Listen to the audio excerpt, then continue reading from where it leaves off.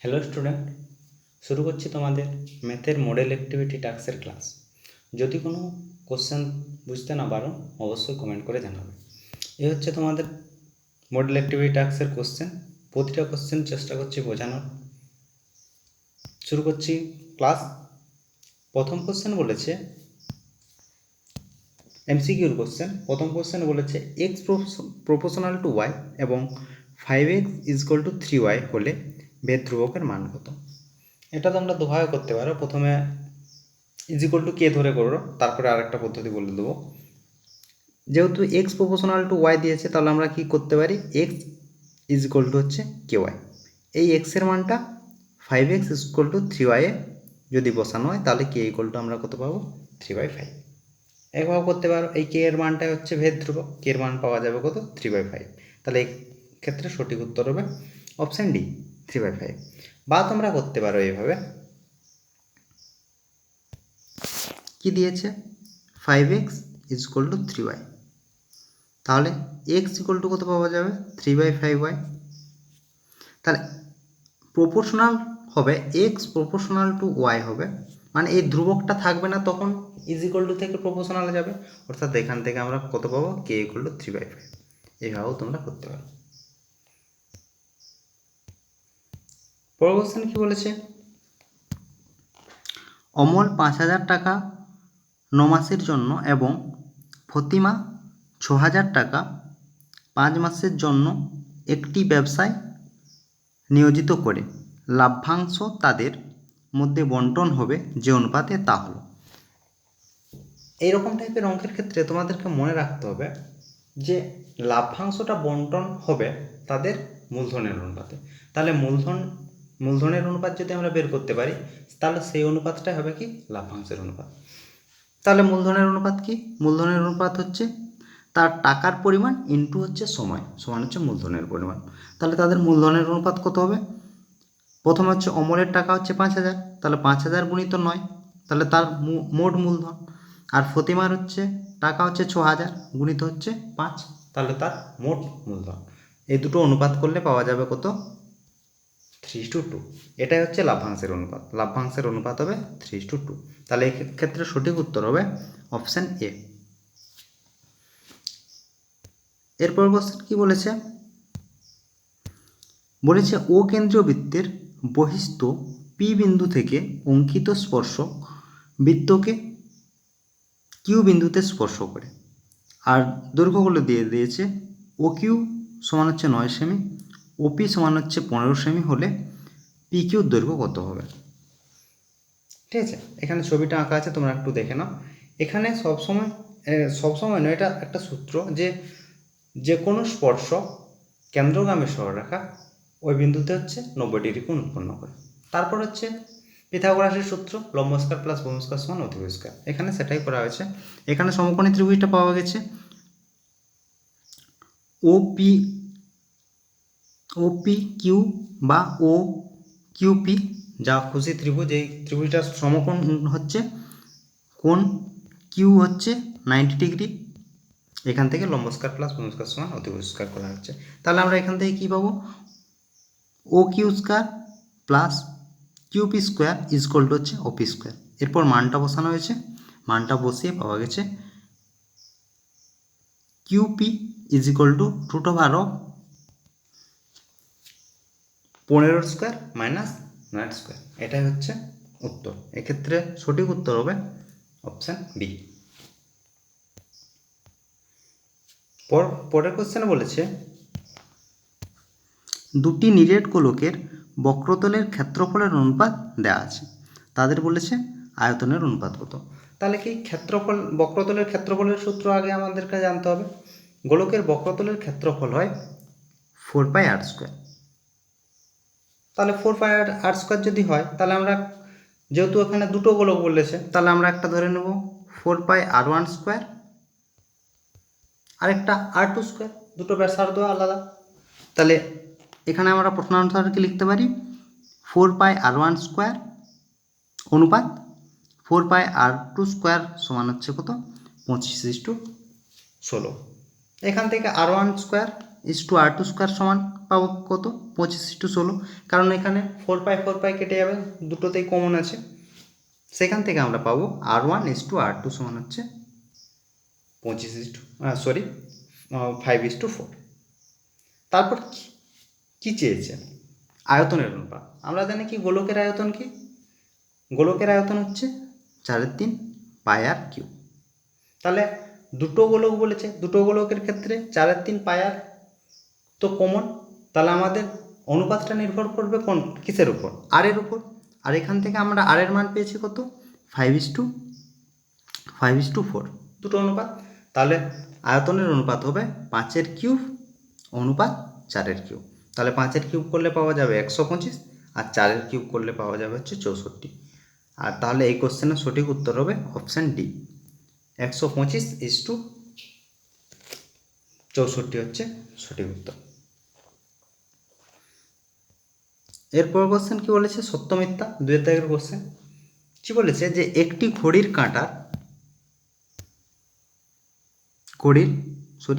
ঘড়ির মিনিটের কাঁটার প্রান্তবিন্দু 1 ঘন্টায় আবর্তন করে 2π রেডিয়ান। এটা সত্য না মিথ্যা জানতে চেয়েছে। তার আগে তোমাদের একটা জিনিস জানতে হবে যে কোন দিক থেকে আমরা ক্যালকুলেট করি, মানে কোণের দিকটা কীরকম। ধরো এটা একটা কোণ যদি হয়, কোণটা মাপা হয় কীরকমভাবে? কোণটা কোনো সময় এরকমভাবে মাপা হয় না, কোণটা মাপা হয় এরকমভাবে, দিকটি মানে ঘড়ির কাঁটার উল্টো দিকে মাপা হয় কোণের দিক। ঠিক আছে, তাহলে এরপর কোশ্চেন দেখে নাও যে 2π রেডিয়ান উৎপন্ন হচ্ছে ঠিক, কিন্তু তার দিকটা হবে ঘড়ির কাঁটার উল্টো দিকে। তাহলে এক্ষেত্রে যে কোশ্চেনটা দিয়েছে, কোশ্চেনটা হবে মিথ্যা। এর সঠিক উত্তর হবে যে -2π রেডিয়ান। বোঝা গেছে? আশা করি তোমাদের বোঝাতে পেরেছি। তারপর কোশ্চেন বলেছে এবিসি একটা ত্রিভুজ দিয়েছে, এর বিসি বাহুর ওপর ডি এমন একটি বিন্দু যার মধ্যে সম্পর্ক দিয়েছে এডি লম্ব হচ্ছে বিডি। ছবিটা এঁকেছি, তোমরা একটু দেখে নাও। আর বলেছে কি যে দুটো ত্রিভুজ উৎপন্ন হচ্ছে, দুটো ত্রিভুজ হচ্ছে সর্বসম। সর্বসমের জন্য 3টে কন্ডিশন দরকার হয়, সেই 3টে কন্ডিশন যদি এখানে ফিল আপ হয় তাহলে আমরা বলবো সর্বসম ত্রিভুজ। তাহলে এখানে আমরা কি পাচ্ছি? তাহলে এডি হচ্ছে দুটোর ক্ষেত্রে সাধারণ বাহু, আরেকটা পাচ্ছি দুটোতে 90 ডিগ্রি কোণ উৎপন্ন হচ্ছে। তাহলে দুটো কন্ডিশন পাচ্ছি, 3টে কন্ডিশন আমরা পাচ্ছি না কোনোভাবে। তাহলে এক্ষেত্রে এই যে কোশ্চেনটা আছে, এই কোশ্চেনটা হবে কি মিথ্যা। এরপর কোশ্চেন বলেছে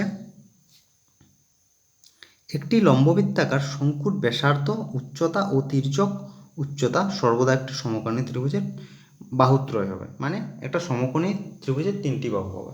এটি সঠিক হবে, কেননা তোমরা একটু দেখে নাও। একটা যদি আমরা শঙ্কুর কথা ভাবি, এটা একটা শঙ্কু, এই শঙ্কুর ব্যাসার্ধটা কি হচ্ছে? এটা একটা সমকোণী ত্রিভুজ, সমকোণী ত্রিভুজের 3টে বাহুই নির্দেশ করছে। এটা হচ্ছে ব্যাসার্ধ আর, এটা হচ্ছে তির্যক উচ্চতা এল, আর এটা বোঝাচ্ছে কত? উচ্চতা। তাহলে এই 3টে জিনিসেই কি বোঝাচ্ছে? একটি সমকোণী ত্রিভুজের 3টি বাহু দৈর্ঘ্য। এরপর কোশ্চেনে কি বলেছে যে শুভেন্দু নৌসদ যথাক্রমে 1500 ও 1000 টাকা দিয়ে একটি ব্যবসা শুরু করে 1 বছর পরে তাদের টোটাল লস হচ্ছে 75 টাকা বা ক্ষতি হচ্ছে 75 টাকা। তাহলে শুভেন্দুর ক্ষতি কত টাকা হবে? এটা খুবই সহজ কোশ্চেন। এটা আমরা প্রথমে বের করে নেব তাদের মূলধনের অনুপাত, আর মূলধনের অনুপাত হিসেবে তাদের কার কত ক্ষতি হচ্ছে আমরা বের করে নেব। তা দুজনের মূলধনের অনুপাত কত হবে? একটা হচ্ছে 1500:1000, তাহলে মূলধনের অনুপাত হবে 3:2। তাহলে মোট অনুপাত হবে কত? 5। আর মোট বছরের শেষে মোট ক্ষতি হচ্ছে 75। তাহলে শুভেন্দুর ক্ষতি হবে 3/5 × 75। তাহলে এখান থেকে কাটাকাটি করলে পাওয়া যাবে 15, আর 15 × 3 = 45। তাহলে শুভেন্দুর ক্ষতি হবে কত? 45 টাকা। তাহলে এখানে দিয়েছে কত টাকা? শুভেন্দুর ক্ষতি হবে 30 টাকা। তাহলে এটা হচ্ছে ভুল, মিথ্যা। তাহলে 4 দাগের কোশ্চেনের অ্যান্সার হবে মিথ্যা। এরপর কোশ্চেন 3 দাগের কোশ্চেন হচ্ছে সংক্ষিপ্ত উত্তরধর্মী কোশ্চেন। কি দিয়েছে কোশ্চেনে, একটি বৃত্তে 5.5 সেমি দৈর্ঘ্যের বৃত্তচাপ বৃত্তের কেন্দ্রে π/16 পরিমাণের কোণ উৎপন্ন করলে বৃত্তের ব্যাসার্ধের দৈর্ঘ্য কত। এখান থেকে একটা সূত্র হয়, সে সূত্র হচ্ছে S = r θ। এস কি, এস হচ্ছে বৃত্তচাপ, আর হচ্ছে ব্যাসার্ধ, আর থিটা হচ্ছে যে কোণ উৎপন্ন হয় সেটা হচ্ছে থিটা। এই থিটাটা সবসময় রেডিয়ানে থাকে, ঠিক আছে, পাই আকারে যেন থাকে। যদি না থাকে তাহলে আমরা পাই আকারে বের করে নেব। এখানে যেহেতু আমাদের পাই আকারে আছে তাহলে কোনো অসুবিধা নেই।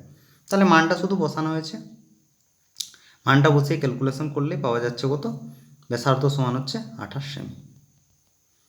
ক্যালকুলেশনটা একটু দেখে নাও, এটা হচ্ছে ক্যালকুলেশন, শুধু জাস্ট ক্যালকুলেশন আছে, অন্য কিছু নেই। ক্যালকুলেশনটা করলে তোমরা পেয়ে যাবে ব্যাসার্ধ সমান হচ্ছে 28 সেমি।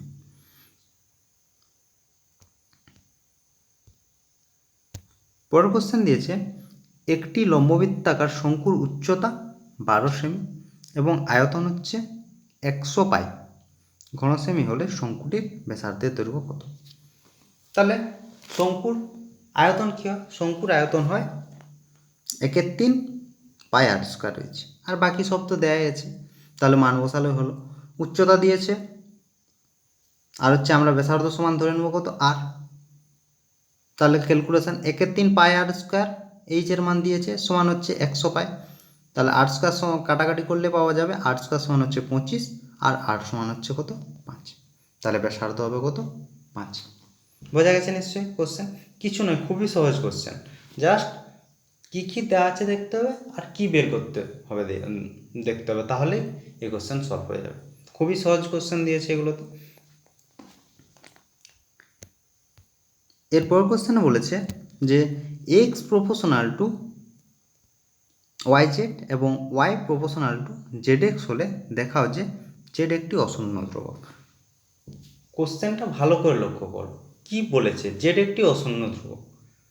তাহলে জেডের মানটা আমাদেরকে বের করতে হবে যেগুলো হচ্ছে এক্স আর ওয়াইয়ের উপর নির্ভর নয়। তাহলে জেডের মানটা বের করে দেখাতে হবে যে এক্স আর ওয়াইয়ের উপর নির্ভর নয়, হচ্ছে অশূন্য ধ্রুবকের উপর নির্ভরশীল। তাহলে যেরকম আমরা ভেদের অঙ্ক করি, এক্স প্রপোর্শনাল টু ওয়াই/জেড, তাহলে প্রপোর্শনাল টু থেকে সমান করার জন্য একটা ধ্রুবক আমরা নিয়েছি k1, x = k1 yz, যেখানে হচ্ছে k1টা হচ্ছে অশূন্য ধ্রুবক। একই রকমভাবে y প্রপোর্শনাল টু zx, এখানে প্রপোর্শনাল থেকে সমান করার জন্য y = k2 yz নিয়েছি, সরি zx হবে y = k2 zx হবে, যেখানে k2 হচ্ছে অশূন্য ধ্রুবক। এরপর তোমরা y এর মানও বসাতে পারো বা x এর মানও বসাতে পারো। আমি এখানে বসিয়েছি y এর মানটা, তোমরা x এর মান বসিয়েও করতে পারো। আমি বসিয়েছি x এর মান, তাহলে x এর জায়গায় আমরা কি, সরি y এর মান, y এর জায়গায় আমরা বসিয়েছি কত, আমি বসিয়েছি হচ্ছে এখানে যে 2 নম্বর থেকে আমরা পেয়েছি y = k2 zx, তাহলে এখানে আমরা বসিয়েছি 1 নম্বরে, ঠিক আছে। তাহলে দেখা যাবে যে গুলো কেটে যাবে আর শুধু k আর z দিয়ে থাকবে।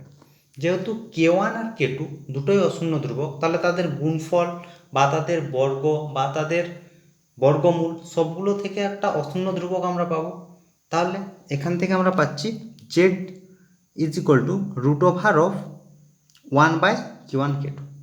তাহলে কি বললাম যে k1 k2 যেহেতু অশূন্য, তাদের যে গুণফল বা তাদের বর্গমূল যেটা পাবো সেটাও একটা অশূন্য ধ্রুবক পাবো। সেটাই অশূন্য ধ্রুবকটাকে আমরা কি ধরেছি, k3 ধরেছি।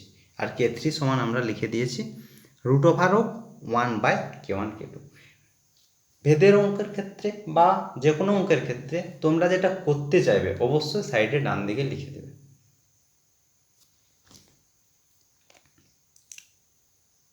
তাহলে এখান থেকে আমরা কি পেলাম, z = k3। তাহলে k3 কি নিয়ে তৈরি হচ্ছে, k3 হচ্ছে √1/k1 k2।